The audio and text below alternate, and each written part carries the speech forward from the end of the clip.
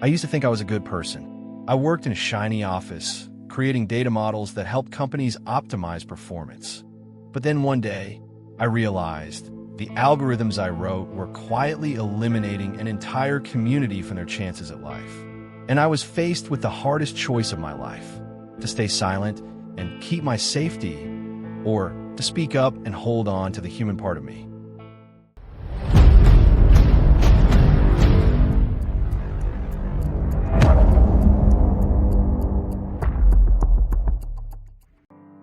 My name is Daniel Reed. I'm 39 years old, living in the suburbs of Indianapolis with my wife and our young daughter named Lila. I work at Larkstone Industries, a large tech company that provides data platforms for government agencies, corporations, and large-scale marketing campaigns. My job is data modeling, building models that analyze user behavior to optimize campaign performance. It sounds dry, but the pay is good, the office is nice, and the benefits are solid. Life was steady. I used to think, I'm just doing my job well. I'm not doing anything wrong. Everything started to change when I was transferred to a new project, Project Kestrel. The goal was to identify economically inefficient residential clusters to optimize resource allocation. I sat for hours in front of the screen, pulling in line after line of data: income, credit history, shopping patterns, GPS location, even church attendance habits.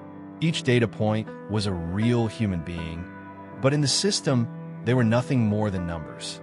One late evening, I discovered an excluded cluster. All poor neighborhoods, mostly people of color, immigrants, and single-parent families. A comment in the internal documentation sent chills down my spine. Not recommended for engagement, low ROI, high risk. I had helped determine that those people weren't worth accessing services, simply because they weren't profitable. It felt like I had just helped extinguish their hope. No one died, no one was beaten, but what I was doing was suffocating their future with heartless algorithms. One Saturday evening, I took Lila out for ice cream. On the way back, we passed through an old neighborhood. The street lights were dim. A woman stood on the sidewalk selling lemonade with her young son. Lila asked, "Daddy, why does our house look so sad? Why can't we help them sell more lemonade?"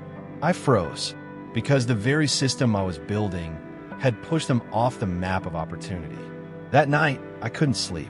I thought about the single mother trying to raise her child, the worker laid off because he didn't meet the productivity index, the neighborhoods denied loans because of the models I had created.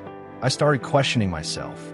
I still sat in front of the mirror each morning, putting on my white shirt, straightening my tie, and saying, "I'm a good person. I'm just doing my job." But inside, I was rotting. I couldn't share it with my wife. She was always proud that I was the provider. I didn't dare tell my boss, because anyone who spoke up got reassigned. I had become a prisoner of my own career.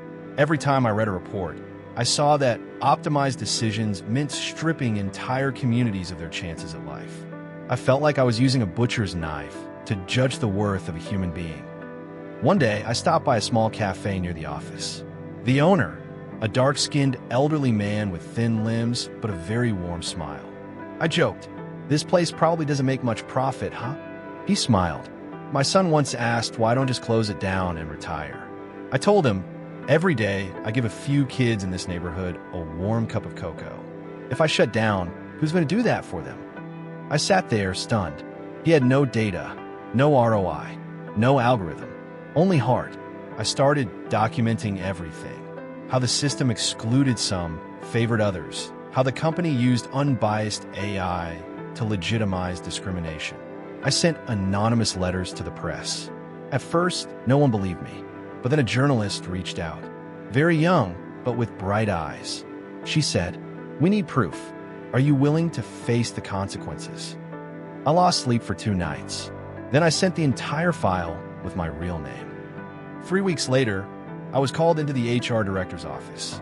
They said it plainly: "We no longer align with your direction." I walked out of the building carrying a cardboard box with a few family photos, one of Lila's rubber ducks, and a thank you letter from someone I had once mentored. I lost my job, lost my income, but for the first time in years, I felt relieved. The article was published 2 weeks later. It caused a stir. Larkstone was summoned to testify before Congress. Some executives resigned. Nonprofit organizations began re-examining how data was being used to allocate opportunity. I received a few threatening emails, but I also got one email from a woman named Teresa in Kentucky. I'm a single mother. I've long wondered why my application for vocational training loans kept getting denied. Now I understand. Thank you for speaking out. I'm not a hero. I didn't lose everything. I still have my family, my health. But no, I stood on the right side. I got a new job at a nonprofit organization that monitors ethics in technology.